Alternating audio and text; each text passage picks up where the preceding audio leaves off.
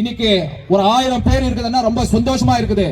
தமிழ்நாட்டில் எத்தனையோ கட்சி இருக்கலாம், ஆனா பெரிய கட்சிங்க ரெண்டு கட்சிங்க தான். ஒன்னு திமுக, ரெண்டாவது அண்ணா திமுக. இன்று திமுக வந்து ஆளுங்கட்சி.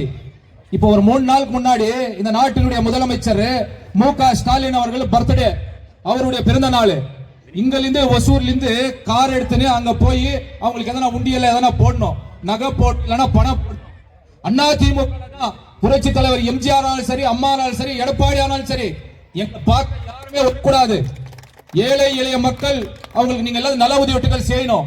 கோயில்ல எல்லா கோயிலையும் அன்னதானம் செய்யணும்.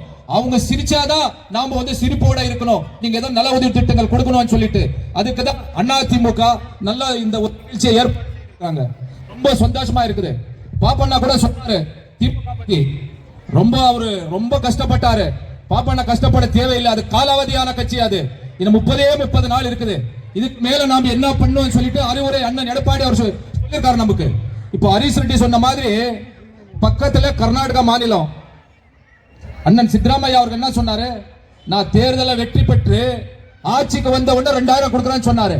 கோட்டைக்கு போன உடனே முதல் கையெழுத்து போட்டாரா இல்லையா? தேர்தல் வாக்குறுதி கொடுத்த கோட்டையில முதல் கையெழுத்து போட்டு அந்த 2000 கொடுத்தாரா இல்லையா? 200 யூனிட் மின்சாரம் பிரிய கொடுக்குறான்னு சொன்னாரு.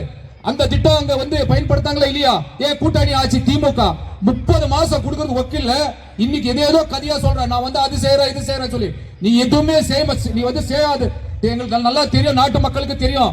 இந்த 5 வருடத்தில் நீங்கள் எந்த தேர்தலிலும் வெற்றி பெறாத நீங்க வந்து ஒரு இயக்கம், ஒரு ஜஸ்ட் பாஸ் கூட ஆகல. நீங்க பயிலான இந்த திமுக ஆட்சி வீட்டுக்கு அனுப்பணும்.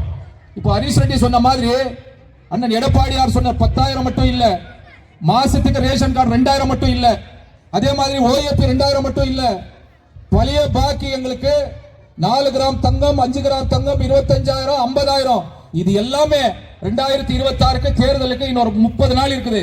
தயவு செஞ்சு நம்ம எல்லாம் சபதம் எடுத்து அண்ணா திமுக ஆட்சி வரணும்.